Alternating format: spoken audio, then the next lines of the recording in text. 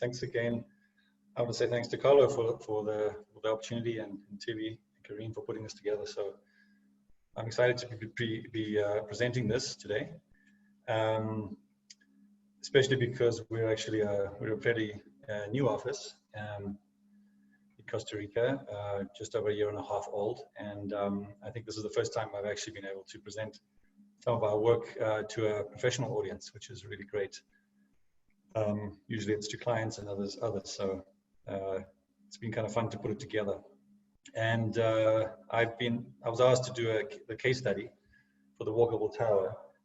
But I asked myself, if I was in LA and put myself 7 years ago when I was there, and at the time when I was thinking of moving to Costa Rica, curious what I might have been thinking about what people might want to know. So I've gone a little bit outside of that boundary, and I'm going to show maybe some more work just to give you a bigger perspective of the types of things that we're doing. Being a new office, we try and do different things and get a reputation started, and also a little bit about the country. So I think Costa Rica is maybe not familiar to everyone, and it certainly wasn't to me before I came. As I said, that was 7 years back. So I'm starting this presentation with this idea of what if. So what if you decided to open an office in Costa Rica? So this is what we've done. My wife and partner, Daniela, we decided to go on this venture a year and a half ago. Previously, I was with Gensler. Daniela was with Moore Rubel Udell in Los Angeles. But now we're working together, which is fantastic. And it's been a great adventure to be on our own now after many years of working for other architects. Obviously, the COVID thing came as a bit of a surprise and challenge, but I think we're all learning new things through that. We've called ourselves Inverse Project, in the sense that we look at things from a different perspective. We try to. I mean, that's the hope, to look at things from a different point of view. So starting with a Google map, just for orientation. I think most of you are in LA. I think there might be some people joining from Costa Rica. I say not an island because a lot of people confuse Costa Rica with Puerto Rico, which is an island. It's very much connected to the continents. It's just, actually, we're exactly at 10 degrees north, so we're in Northern Hemisphere country, but obviously tropical, close to the equator. And I, like the old movies, they used to start with credits. I want to start with credits because I think our team, they've really been fantastic coming on this journey with starting this office with us. Obviously Daniela, but also Melissa, Camila, David, Emmanuel, Priscilla, and Terry, who have been, it wouldn't be possible without them and all the hard work that goes behind all this. And of course, our kids, parents, and pets. But today, what I'll do is I'll talk a little bit about Costa Rica. I'll then talk about our office and just give you just a quick run through of some work before I get to the case study, which is the Walkable Tower project. And then I'll talk a little bit about maybe what's beyond. But in terms of the project, I said pre-COVID, post-COVID, most of our projects had come in before March, and we had two that have come in since then. One very small, one in another house, which is very, very lucky that has happened. Costa Rica is a small country, but very diverse in topography. It's very mountainous, and there's a central line of mountains that is mostly volcanoes in the north part, and in the south part it's not. So the Costa Rica you might imagine is something, a tropical holiday destination with beaches and forests and biodiversity. This is the slopes of a volcano, which is active. Quite a few of them are actually. This one used to have lava running down it, but that's stopped. Actually, just before we arrived, the lava stopped, so we never saw it. Beaches, lots of biodiversity, animal, plant life, everything you can imagine. It's very rich in that regard. Costa Rica invented the concept of ziplining. So if you want to know where that came from, it came from Costa Rica. It didn't invent yoga, but certainly it's a definite destination for those types of travelers. Costa Rica pioneered snake anti-venom, which kind of makes sense. There's a lot of poisonous snakes in Costa Rica. This is the third alliance, which is the most poisonous. Costa Rica is the only country in the world that has increased its tropical rainforest. Due to agriculture, it lost 75% of forest cover, but in the last few decades, 3 or 4 decades, it's built back 25% of the forest, primarily through incentives. So they pay farmers not to cut down their forest. So Costa Rica is unique in that respect. It's back up to 50% forested country. You can obviously imagine coffee is a big export of the country. Another fascinating fact is that Costa Rica abolished its military in 1950. President Jose Figueres was behind that. What it's done since then is taken the money that it would have put in the military and dedicated that mostly to education and healthcare, universal healthcare.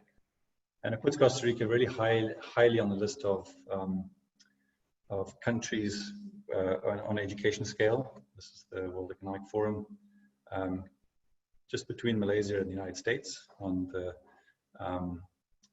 the education scale, which is quite an achievement. Another interesting thing is that the electricity source is mostly sustainable. Coming about 98% of electricity is generated through sustainable sources, which is mostly hydroelectric. Again, based on that mountainous map that I showed you. There's a lot of topography, and also where I am here is about 80 inches of rain that falls within 6 months. Interesting fact as well is that one part of the country actually is what's called a blue zone. There's a book that describes this. There's about 5 or 6 blue zones in the world where people live are centenarians. They live to the average age of 100, and Costa Rica has one of those population groups. It's in the west part of the country. Lots of theories about that. It's to do with a sense of community, the water quality, food, beans. Eating beans, it's a good thing. So we live in San Jose, which is the capital, not like Jurassic Park, which showed it at the beach. San Jose is actually in the middle of Costa Rica, and it's in a valley. It's really the only large city of the country of about 1.5 million people. It's surrounded by mountains. The site for the walkable tower is actually located pretty central in the city, which we'll get to towards the end. Our office is located on the foothills in the southwest of the city. And the reason I guess we're there is because the volcanoes are all on the other side, and 2 of those are active. So maybe it's a good choice that we are away from them. The volcanoes in the east was active recently, and we actually had ash traveling about 60 or 70 kilometers and even settling on our house. Not a lot, but interesting. San Jose was the second city in the Americas to be electrified. Not electrified, sorry, to get streetlights. And the city is, rapidly growing. It was, in the last, actually, in the 7 years that we've been here, the number of towers has actually, I would say, doubled in the city. So there's a lot of growth, especially vertical. Very dense city, a lot of congestion, so people are moving vertically. And this is very typical of the center of the city, with 3-4 story main fabric and then towers that are popping up in between that. So I'm going to jump to the story of our office, and the what if here is what if an illegal ruin became a home office. So we found this abandoned house. This was about 4 years ago. And we decided to convert that and renovate that into our own studio. And this is the structure as we found it. It was illegal because of 2 structures which wasn't allowed. So we bought that. We kept some of the main structure, and the concept was to move the roof, connect the 2 illegal structures into one to make it a legal house, but reuse the metal in the roof and use that as a structure. And transform it, but keep the embodied energy in the structure. Some of the process, how we dismantled the old structure and then converted it into the new structure. We have we created a large, on the right, the bottom image on the right, we created a large open space, which we called the studio. And this is prior to us starting the office. So this was really just an open playroom, activity room, but we didn't plan for it to be an office, but that came later. And this is the finished result of the two structures that were joined. But we created a glass central space with these large red frames that move, these doors. And we decided to experiment with a green roof and different other sustainable technologies like solar hot water. The central space is double height. It allows light to come in through the skylight. And in the house, we decided to use just natural concrete and cane. The ceilings are cane, which is a traditional ceiling material. This is the connector space. A lot of exposed concrete. You can see how the house sits within the environment.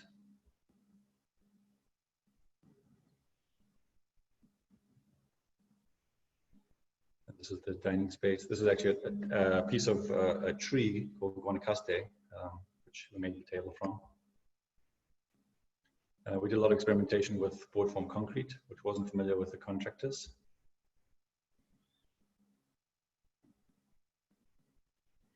And we're about 1,400 meters above sea level, so we have really diverse weather, lots of rain, but it's a lot of cloud cover, and mist comes through quite often.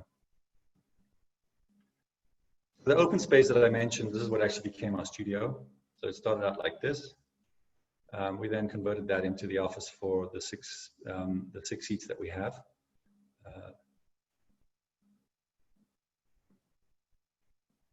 We like to build a lot of models. We have this is one of our typical sort of material palettes that we use. What if there was a pandemic? Okay, so what happened then is our staff, we have them working remotely from home, but then the studio itself became a perfect place for homeschooling because our kids needed to work from home. So they love using the whiteboard and the other things that we have in the studio. Fun for crafting and those types of things.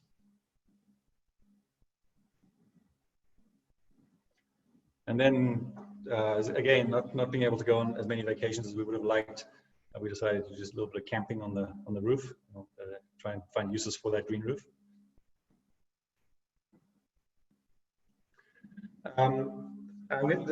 We had a project, and I call this what if you had to follow the rules of new urbanism. So there's a small town in Costa Rica which follows the guidelines of new urbanism. So we were asked to design a house that was fitting in with those guidelines, but at the same time they were looking to do something maybe a little more contemporary, and so we try to push the boundaries but stay within the guidelines of what they call Costa Rica colonial rules.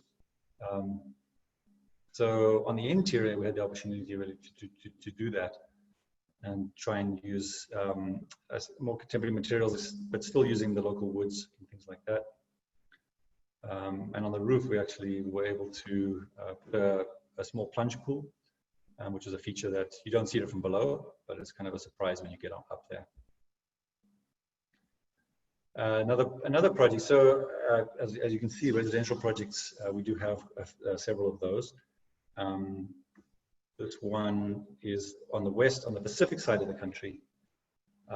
This client is from Chicago, and they actually grew up around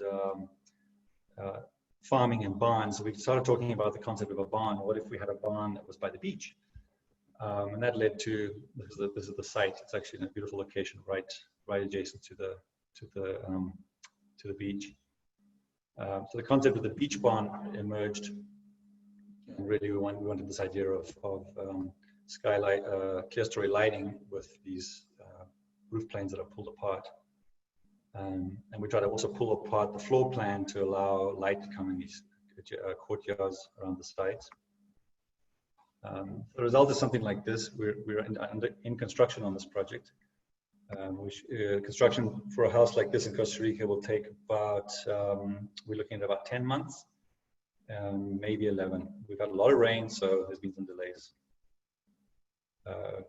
In the entrance, we're using some parametric ideas to create a sculptural screening element. It looks something like this. Again, we're using here we're using Costa wood. It's also another local wood. But the whole idea of the barn is that it faces directly towards the ocean.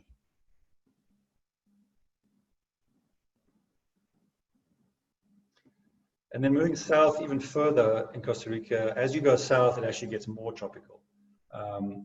This next project actually is in a very pristine area where there's an existing house that we will replace with this new house. It has a permanent water source, and the concept was to see if we could actually bring a river through a house, and how could that manifest itself with a fresh water source. We're going to be using this water source with a mini hydro system. It's a totally off-grid house. So the water will flow through the house. It will be used as swimming pools, obviously drinking water, and also to generate electricity. This is actually the site, or close to the site. And again, this is probably one of the most biodiverse parts of Costa Rica, if not the world. It's called the Costa, which is again in the south. There are very few buildings in this area. That's why we can only build in where there's an existing structure. This is a concept model of of the building. Again, we're using a green roof, and the higher roof will be completely covered in solar panels. And this is a rendered view of what that is. It sits about 50 meters above the ocean just on the edge of a cliff, with great views towards the south. On the right, you can actually see this is the waterfall that's coming through the house. It cascades down and continues right down to the ocean. We're looking to use cross ventilation as much as possible. So the house is quite narrow and allows for ventilation to move right through the house, and lots of exposed thermal mass concrete to keep the house really cool. We will have an AC system, but we just hope not to use it that much. The entrance when you come through behind the waterfall. And this is the view as if you are coming from the ocean. This next house is a smaller project. The concept here was we had a site that had a very dense bamboo forest on one side, and we thought, what if we could actually use that to create an outdoor room for the house that would open up and face this forest. So it actually becomes one of the facades or one of the elevations of the house. So you come through a more concealed entrance, and then you pop out into a very open backdrop of this bamboo forest. And then in some of the screening, we picked up on the idea of the bamboo structure to create these sunshades. Another project again, this one is actually more of it's a small hotel with a series of cabins sitting again near the ocean in Costa Rica. Here we really wanted to create small cabins in a sense of floating. So this idea of the house was really extending out and towards the view. A steel structure that feels lightweight. The views are towards, again, an elevated project, so it's looking out towards the ocean. This is the communal space for the different bungalows. And it's west facing, so you get those amazing Pacific sunsets. Now, we have not only projects in Costa Rica, we have one project in California, which has actually come through a Costa Rican client. So it's funny how things work. It's a hot springs up in Lake County, and we were asked to collaborate with a landscape architect from Costa Rica to come up with the architecture to support this hot springs project. I'm sorry, I'm in the wrong project here. Let me move forward to that one.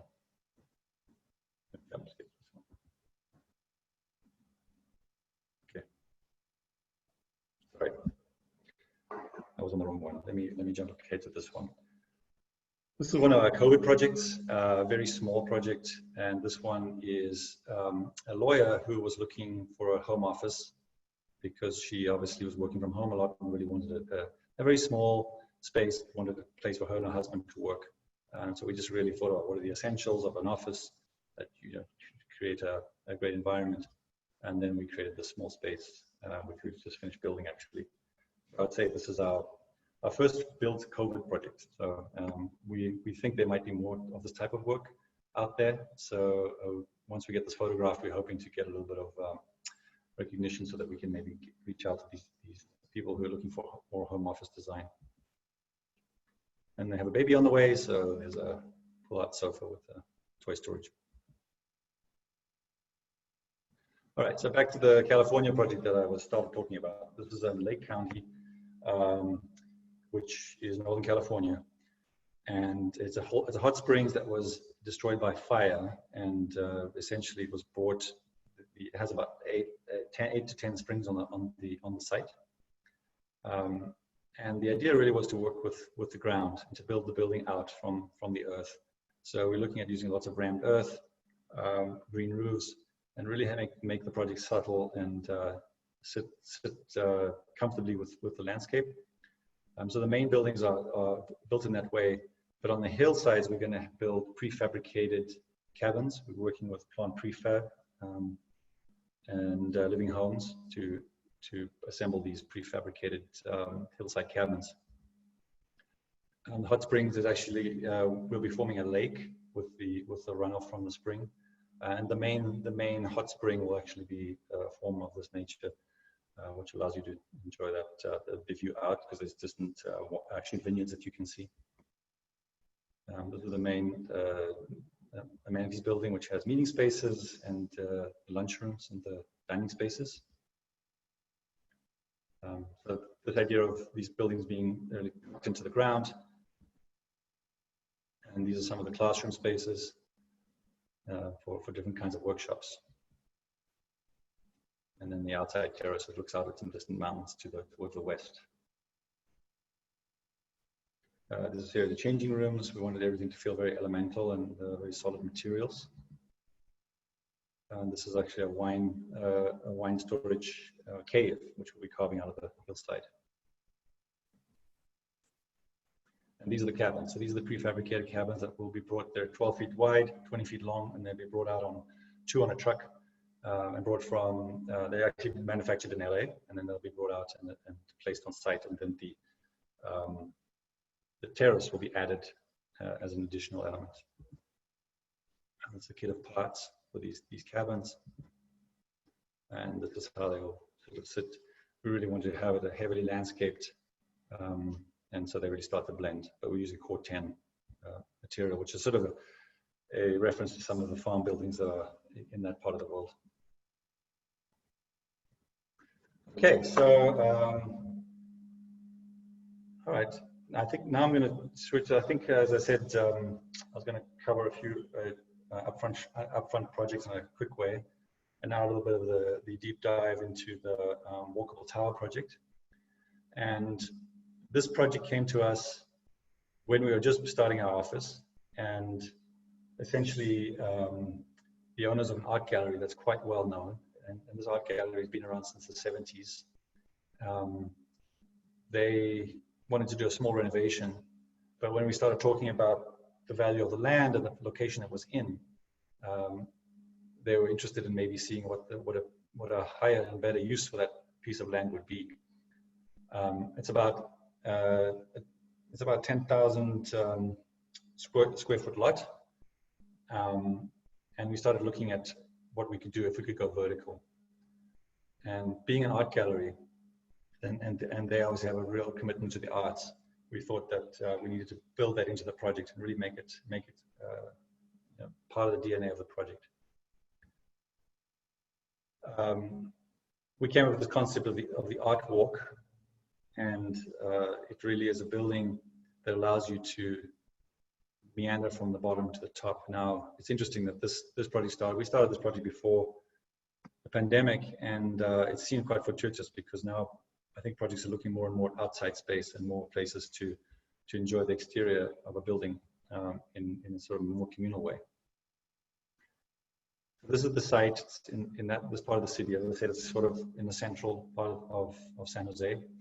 To the right is a volcano, Irasu, which erupted in about the 70s. Actually covered the whole of San Jose in ash and killed all the trees back in, it was in the 70s. Thankfully, it hasn't done that. It hasn't erupted since, so we're lucky about that, but you never know. More views of the location. As I said before, the city is starting to sprout new towers, especially residential. And Costa Rica has because of its high education levels, it has a great fast-growing middle class. People that are looking for more urban living, younger professionals who want to stay in the city, and maybe can't afford a house, so they're looking for apartment-style living. San Jose is starting to introduce well, it already has an old train line that they're going to now planning to convert that to electric train system.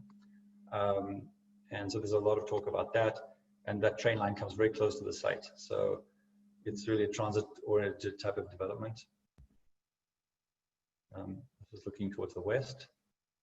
And you can see those tall towers. You see those are all residential except for one, which is a government building, but most of them are residential towers. A couple of government buildings.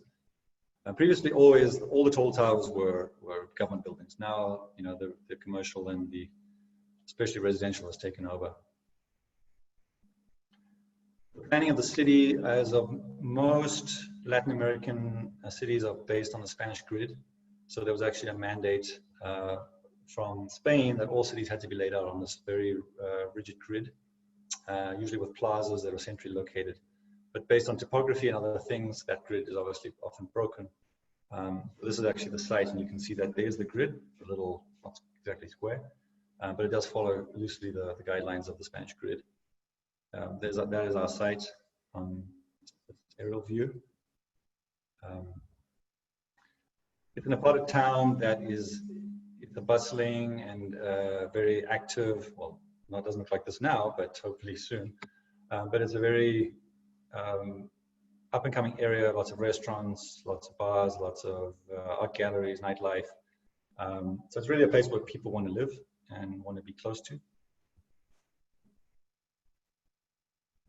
There's also some historic buildings like this church, and that long building you see is actually the old customs hall, which is a beautiful brick structure, very long open space. They use it for lots of events. Looks like this, and that's very close to the site. So people not familiar, but the site is in this location. The red line that you see is actually that active street that I was mentioning, and then the horizontal dash line is the train line, which will be electrified soon. The other squares are some other competing projects of residential condominium type buildings. An example of the artwork. So this gallery, when it was created, was the first modern art commercial gallery in Costa Rica. So it's very well known.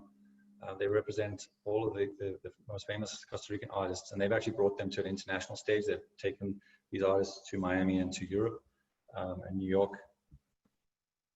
And these are just some examples of the work. So a lot of it is traditionally inspired work. A real range of art. And the other thing is that the founder of the gallery, she has worked a lot with artists through many years, and she wanted to create a building and a place that would celebrate these artists. So for the future, because some of them are maybe not well known by the younger generation. So she wanted to create something that was long lasting for them. And she actually commissioned these etchings, these portraits of the artists, and there's actually a great book that has all these etchings in them. So we thought we'd actually use this in the project. Every month or so in San Jose, there's an art walk, which is basically all the galleries open up, and people will either ride bicycles or they have free buses to take people around to all the open art galleries. And we thought it'd be great. What if the building itself became part of it, became a destination on that monthly art tour? So we just thought the building could just be a continuation, and you just basically come to this project. We imagine it being lofts, artist style lofts, where artists could actually generate and create work. And then on a night like the art walk, they'd open up their doors and display what they, and perhaps sell what they're working on.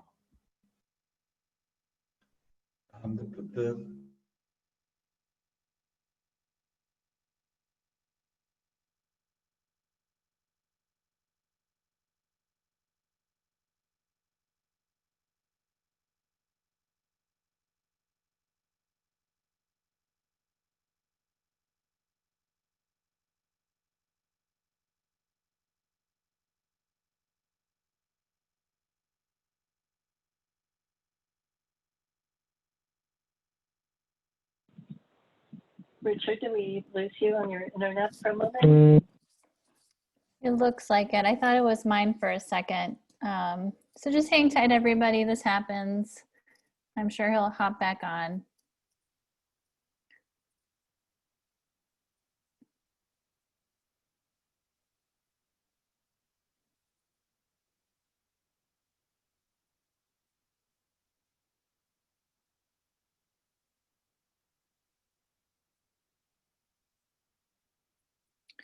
If anybody has any project for questions for Richard, please put them in the chat box, and I'll just kind of filter through them so we're ready to hop right into that once he finishes up with his presentation.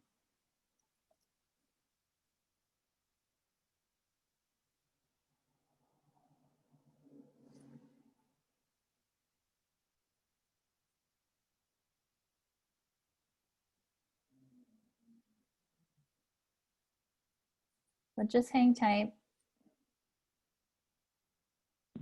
Actually, while we're waiting, maybe could talk. I'm wondering why people wanted to attend today, just so we can keep some energy. I'd be interested why people wanted to hear about Richard's work today, and then when he comes back, does anyone want to say what was the interesting element to them?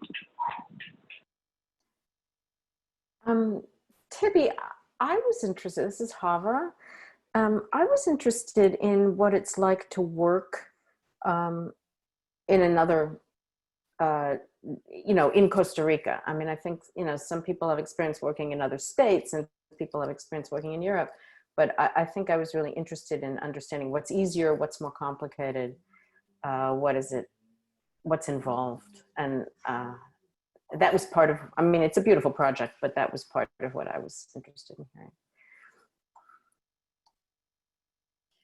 I had two separate potential projects before the economy tanked in 2008. So I was just curious to see.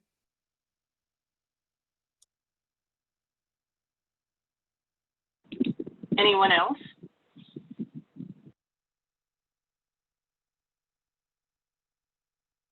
I think he won the lottery moving there in time. I thought I won the lottery moving from New York to LA before COVID, but I don't know. I think he saw the future. Hey, Hava, it's interesting that you brought up that difference in working in Los Angeles and Costa Rica.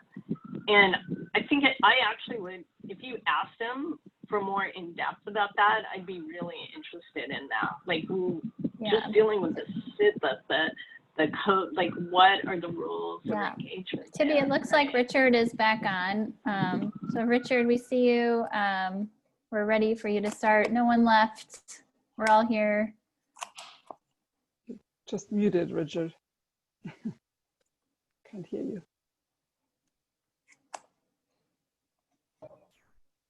Can you hear me now? Yes.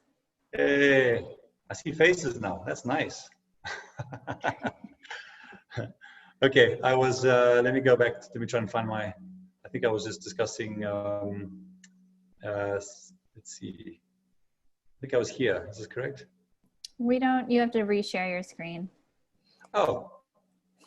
Okay, I'm gonna have to go from the beginning. Let's go. There we go. Share screen. All right. Okay. Well, usually Costa Rica has pretty good internet, so I don't know what happened. Anyway. Okay. Can you see now? Yes. Nice. Okay, great. If you can move those things out of the screen, that we have the gray bar issue again, and then just go into full screen, then you're all set. I'm gonna go to full screen, and then maybe those things just fall away. Yeah. Okay. All right. So, as I was saying, the building has these. I don't know if you heard that part, but really the series of steps that come about help create form. And this is sort of a more formalized version of that same idea. We built this model. Actually, I have it here, but it's really helpful to use the model, and we like to do that to see, just to really understand the sort of forms and the shapes that we're creating. And the building really is a series of layers. Parking below ground. The art gallery, which gets repurposed, which was the old house, is now becoming the ground floor of the project. So it continues as the art gallery. We introduced a couple levels of co-working, but that could be converted either way depending on the market and sales and those types of things. And then everything else above that. So it's 14 levels and 60 units in total. Back in the early 2000s, I worked on a project in LA, the Toy Factory Lofts, which was interesting because it was such a deep building and it had very narrow spaces. In fact, narrower than what we have on the walkable tower.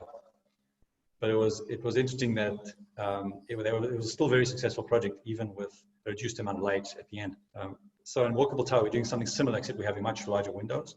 But it really does. You can create a loft project that has a lot of depth, and that does make it efficient. We can get more units that way. And these were just images that we showed the client who wasn't familiar with this type of design or an idea of having these raw spaces that cost less and give people more space. And we're creating a 13-foot floor to floor, which is a bit higher than residential, but so it does allow for high space. And as the building steps, the apartments change size, so you get a range of different price points for the buyers. And so some more. These are just like, these are not our images, but we just showed them as reference. We don't imagine that artists are going to be able to afford all of them, but we do think that there will be some, and that will bring people that want to be around that type of community. So really, that's really the idea of the project. This is the shape of the lot. It's actually 2 lots that are combined. The parking, we have 3 levels of parking. So we have about one space per unit, which is fine based on the studies of the other projects we saw. And if you add in this idea of the train, then it probably works out pretty well. The ground level is the blue is the art gallery, which has a cafeteria component, some offices, and then the lobby for the parking elevators, and then for the tower elevators. And the apartments start at the low level at fairly long, and then as they go up, they reduce in size. And then as we get near the top, we introduce some amenities that aren't the typical amenities. We wanted to have the idea to have art classes, or they actually do hold music training classes and things like that. So the amenities will be more art-based, not the typical, gym or things like that. This is a section just showing the distribution of the program vertically. It took some convincing for the client to be comfortable with the idea that an unfinished space would be acceptable, because typically a lot of the competitor projects, they fit it out completely with all the finishes. It just adds a lot of cost. But so we think that by adding space and creating more space, you're giving much more value through that. and then people can come in time and add the finishes that they choose. This is just a view showing that this is actually the pathway. So it's a series of stairs and ramps. It's not ramped all the way. So it's partial stair, partial ramp. So it does create a variety, and you can actually walk this entire loop from the street to the roof without interruption. This is playing a little video. I don't know if it actually shows, but this is really the way the building is assembled, with all the yellow obviously indicating the pathway. And then we cut, there's a series of sections that cut through to describe that route. Did that play? Did you see that? Okay, it's playing. Yes. All right, good. I just maybe there's no lag. Okay, oh, good. And then some renderings just to show what this starts to look like.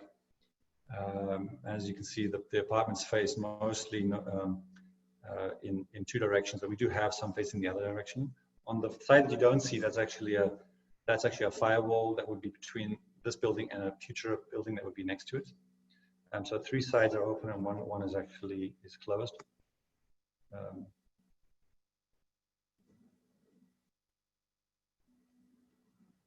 And one of the ideas was to create these very large, so that the glazing for each apartment is floor to ceiling.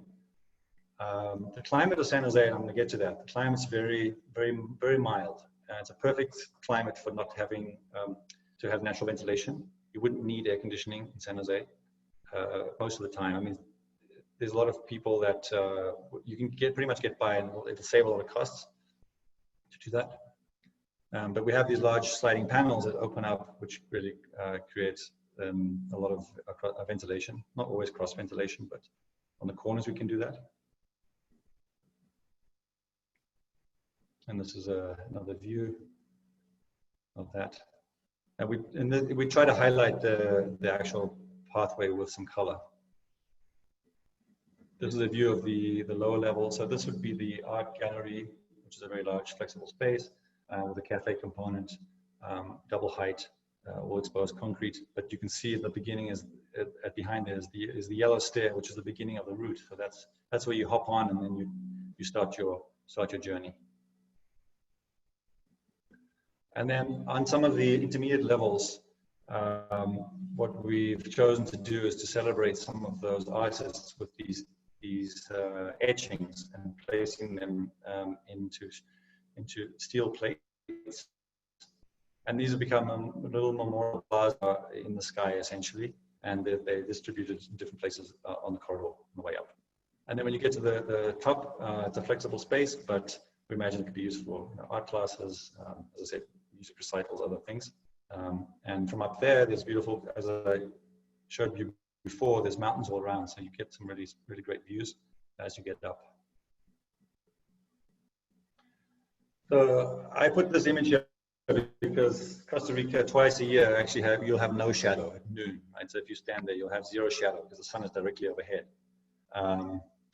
So that's interesting in the sense that the sun will sometimes be to the south of the building and sometimes to the north, but not by very much. So, okay, here we go. There's my globe. But so here's the equator.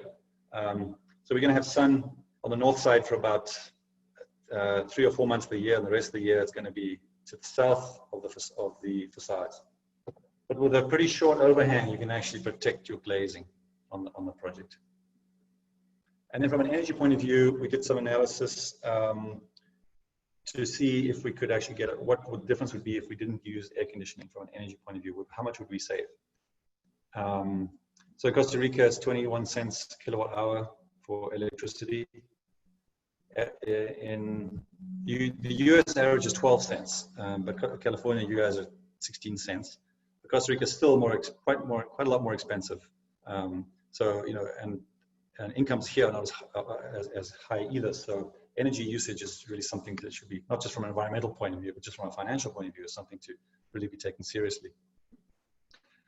And what we looked at is there's different targets out there, net zero, architecture 2030, and what we try to target. So using that value, we in our building we can bring down the usage to $9 a square meter per year, which is very close to net zero levels, which we think that's a pretty good achievement. And then I did this for you guys in LA just as a comparison, because on the left you can see the fluctuation in temperatures in the year from winter to summer is much greater than in Costa Rica, San Jose, which is much flatter.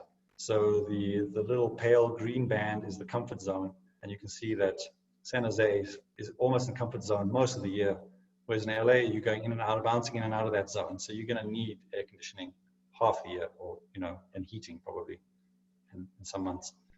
Whereas in San Jose you don't need that. You can actually it's ideal for having because by the tropics temperatures are very stable, and because its elevators are fairly low.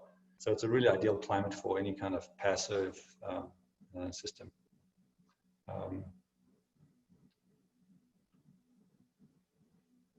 Okay, I'm not going to get into details here, but we just did a comparison whether if we did the difference between having AC or not would be about 1/3 of the saving of the building. When you take lighting, water, other things into consideration, it's about a third of the energy use.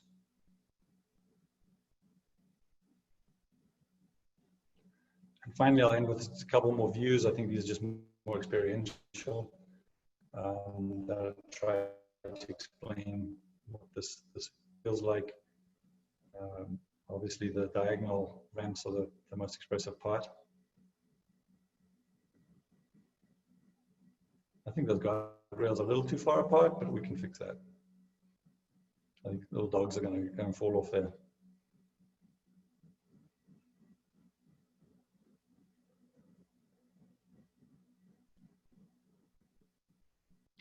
And then the last part is, what if we could predict the future? And I'll just say we can't, and that's what COVID has taught us, so I won't even try and go there. So I skipped that last part. That's great. So thank you. Thank you, Richard. I don't know how I did. Oh, okay. Sorry, I lost you there for a sec. No, it's no problem. So thank you so much. If you want to see the faces, you can stop sharing or keep that up for a little bit. No, so I can see now. Oh, you can. Okay, good. I have the side ribbon. Okay. I know some of them.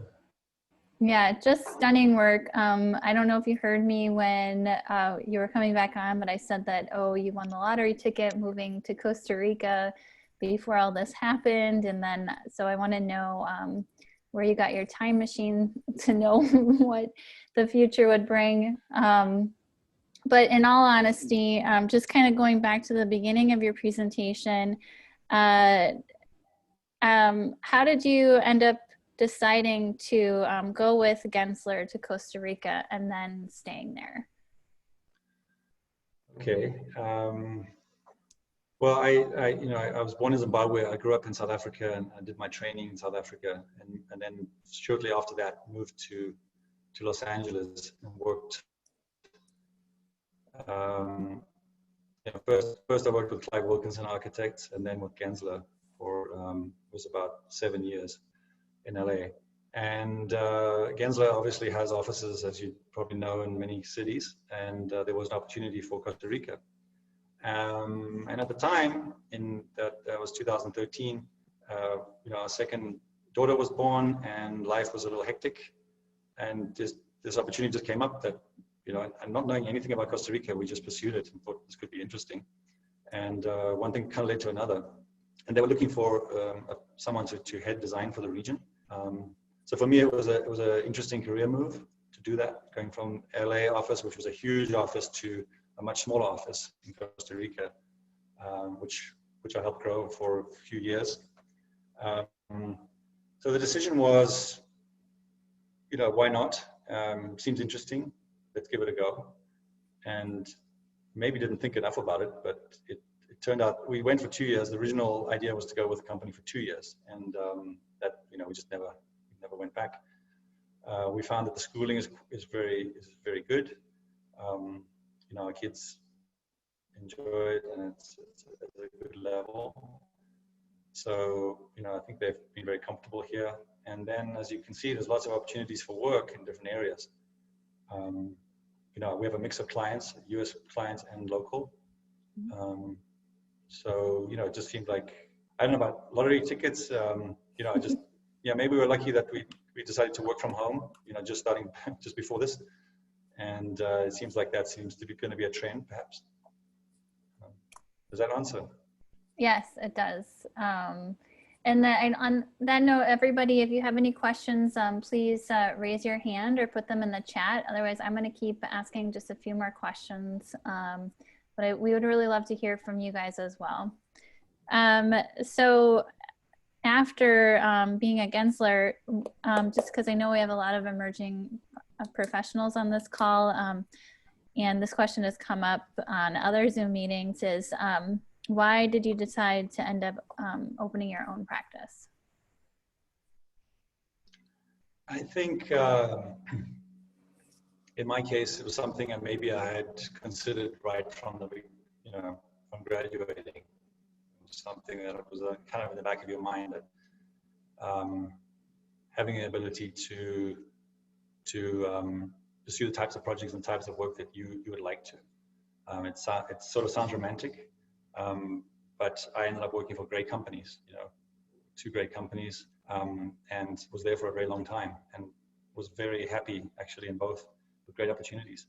But I think that little itch of, what would I be doing if I was, and Daniela, my wife, the same thing. What would we be doing if we had our own practice? And it's not something. It probably, it's something that takes time and energy. So we're not getting younger. So we thought, well, maybe this is a good time. We have built up some experience and worked on numbers of different kinds of projects. So I think, there's different routes. Some people start out of school and they bite the bullet and they just learn the hard way. And I think it's still tough, but we have the benefit of 20 plus years of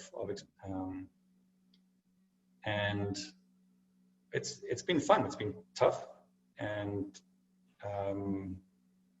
but it's not something. I think we overthought it. I think in the beginning, like how much should we plan for it? But the thing is, you just can't plan. Like, look at the world now. There's sometimes no point in planning. You do as much as you can, but none of these projects we except one of them we would have had a year and a half ago. They came quite frankly out of the blue, most of them. So there's an element of just taking a chance, but I think it was sort of calculated to some extent. Yeah, I think that's a good point. I would, for example, I would recommend like for example, Gensler or any firm, I'd say, that's a great place to start. And it's a lot of people stay the entire career, are very happy. I was there 13 years, and I think just got to the point where let's give it a shot. So yeah, I think we said, let's give it 2 years, and then we'll do a very hard assessment and see how it's going. Maybe I have to stretch it to 3 because of COVID, but.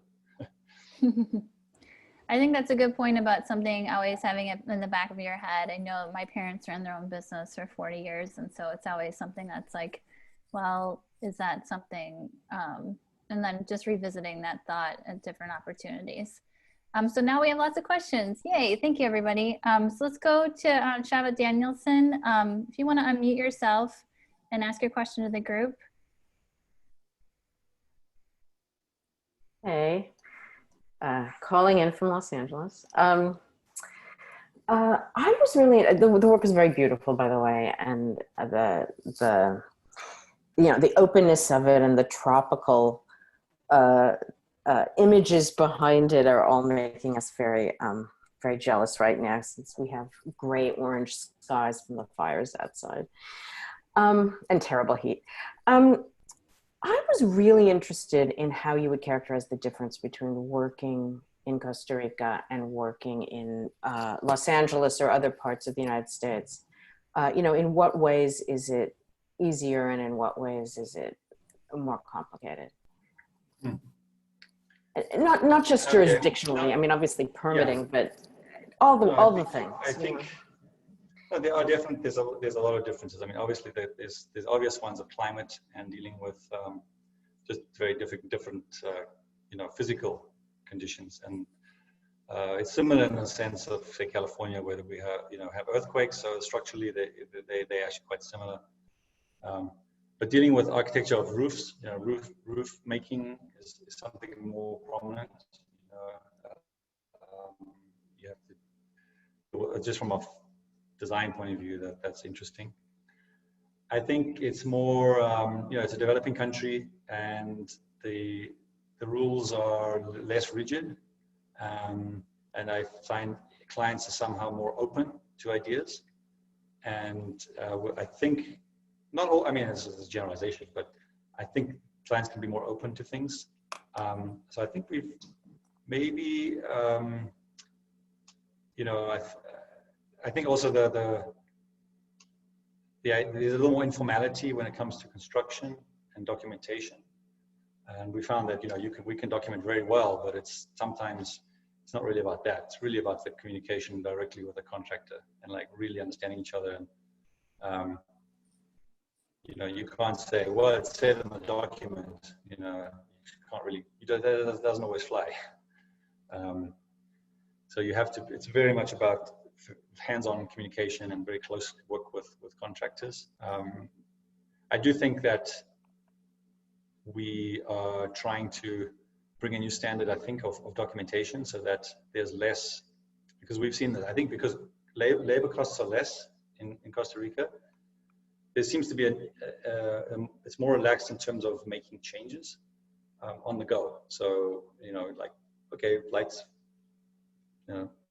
outlets in the wrong place, we'll just move it, no problem. We'll deal with it later. We're just going to get things going. So we're trying to make things a little more efficient. Let's try and but then it takes a whole education process to make sure that the contractors that we're working with are really seeing, that the work that we're putting into those drawings. So I think that's also part of it. I think it's less litigious, and which does help. I think there's a lot of things we might have. I don't know, look at this green roof on the left here, where you could walk off the edge. No one seems to worry about us doing that. We obviously take precaution when there's little kids around. But yes, I mean that's maybe an example. I don't know. Does that help? Yes, no, that's sort of what I was interested in. I'm sure exactly. What you were saying, that the flexibility. I mean, in terms of the trade-offs, would you say that the increased flexibility is enough of a benefit to override some of the other frustrations, perhaps, of that you I think so. I mean, nice. I love working in both places. They both have pros and cons, and I think all of it is just about the challenges, how to turn these ideas into reality, and navigate all the different forces at work. Yeah, I think that's Thank the trick. you. Thanks. Yeah, thank you. So we have two similar questions from Taylor Cleveland and Giordano Hernandez. Taylor, do you have anything to add to that question if you want to unmute yourself? Yes, I think you kind of answered it when you were talking about the roof differences, but I was just wondering if there was any, as you're designing, that you've kind of found to be your biggest challenge in Costa Rica versus when you were designing here in the US and in LA.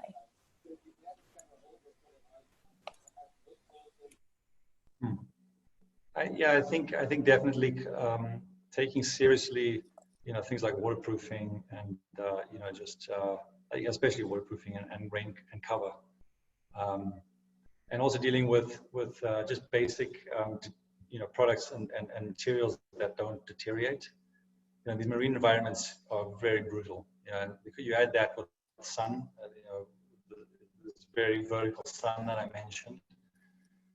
materials deteriorate really quickly. So making a decision about a material, you can build a beautiful building, but in 1 year the client will be calling you saying, you know, what's going on? Why are my windows fading, or what's cracking? You know? So I think you have to just be a little. You know, builders have a 1 year warranty here, which is not long enough. You know, 1 year doesn't really go. You need at least 5 seasons to see what's happening in terms of, you know, infiltration or. You know, you got to think about spiders. Spiders are a big deal here. You know, if you put, there's a lot of architecture now, lots of louvers everywhere. Louvers are tough here because, you know, in a few months you got spider webs everywhere. So, so you got to think about that. You know, so there's a lot. I think very practical types of things, and I think that's the great thing about working in different places is that things you take for granted in one place, you realize that they just, you know, they only work in one area, and it helps you challenge things. It helps you challenge the norms as well, I think. It's interesting. Giordano, thank you, Taylor. Giordano, did you have anything else to add to your question about unique barriers, resources, materials, language? If you want to unmute yourself. Sure, yeah. Yeah, for the most part, everything is has been said, I think. However, I'm curious, the sun, if lighting, I was very intrigued by when you mentioned the shading was a little bit different because of the sun. Because I'm really big on lighting because I paint, and I wonder if the lighting inside of places is better, or if it kind of creates a weird situation of any sort. Well, I think here that there is, you know, a very vertical, as I said before, the sun is very vertical. So, except for obviously sunrise and sunset. And the light definitely has a different quality here than it does, say, in, you know, in LA, I would say. It's a different character. So from a painting point of view, that might be interesting. The thing is that it's really great to bring in skylights, bring in light from above. And just, you know, that's just a challenge here in terms of waterproofing. So you have to do that. You have to do a really good job at that. The other thing is here, because what tends to happen, because of the rainy season here is 6 months long, and it's typically a sunny morning and a very dark, shady, cloudy, rainy afternoon. So those, I mean, sometimes starting at 3 o'clock, it's almost like nighttime because it's, you know, real. But then in the mornings are bright and sunny. So if I was a painter, I'd paint in the morning and, you know, take the afternoon off. But yeah, so. Interesting. If that helps. Totally. We just have one last question here, unless anybody else wants to chime in. But all great questions. Ursula, did you want to ask your question about architectural schools? Well, first of all, thank you, Richard. Hi. It's really, really impressive. I mean, I've seen your work, but seeing this in this presentation, amazing. Yeah, I was just curious in terms of, because knowing that, you know, Costa Rica is such a small country, but it does have several architecture schools. So I was just curious now, having worked, you know, in Los Angeles and in San Jose, what do you see from the school, basically the focus of people graduating when they come out of school? Is their design focus, or in general, like priorities, really different? Knowing that Costa Rica is also a lot about, yeah, as you said, about sustainability and so forth. But how do you get your senses, you know, combined with them, or do you feel like there's a transition? Well, Costa Rica does. Oh, thanks, Ursula. Thanks for the nice, kind comments. It's interesting. Costa Rica has a lot of architecture schools. It has about 8, and it's a country of 5 million people. So it has there's a lot of architecture graduates. They're small schools, but there's and architecture didn't really exist as a profession in the country until I think it's around the 70s. It didn't. It was more the domain of engineers. So the old buildings were actually designed more by engineers than by architects.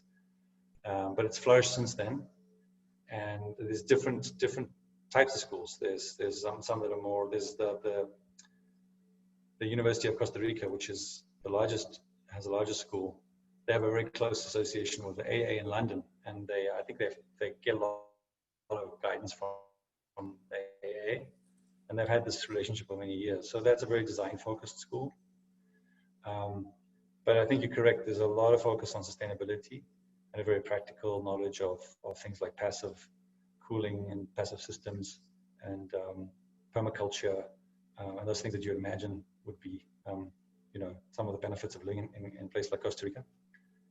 I've been fortunate that, my time at Gensler now having, young graduates that are phenomenal. I mean, I'm just amazed by the standard of thinking. And I think like all young architects, what's missing is experience. I mean, that's usually what it is. That just takes time. But no, we've been very lucky, I think, with the people we've been able to work with us. Yeah, does it help? Does that answer your question? Yeah, I mean, overall, of course, I am interested in understanding, because sometimes we talk about how do we influence our profession, like for even graduates of our school, our education in terms of future needs. So that's why I was just curious if you were to see, US has a very different focus than, Costa Rica and what you. I think I think in all schooling, there's always some gaps, right? And because you're going to learn that. You're going to learn a lot of things. You have to pick your focus on what you're going to teach, and then while practicing, you'll figure out the rest. And I think a lot of maybe there's a lot of emphasis on digital design, which is an amazing tool. But I think, and I don't think it's just I think it's definitely happening in Costa Rica. It's happening in the US, and there's been a move away from the more tactile exploration of drawing models, and that's something I think you saw in the work. We have a lot of digital, but at the same time we're trying to keep alive the tactile, the models, and just the scale of things through models. Just you cannot get that on a computer. There's no way that you can tell a real proportion of a thing until you're holding it in your hand. So I think. I mean, the schools here do build models. I've seen, and they teach the whole range. They're not actually one of the schools called Veritas. I think they don't allow computer usage for the first 2 years, even now, which is interesting. And I think that's a good thing. I think. Very interesting. Brought up some really great points about learning about different environments and architecture, and all your projects are so amazing.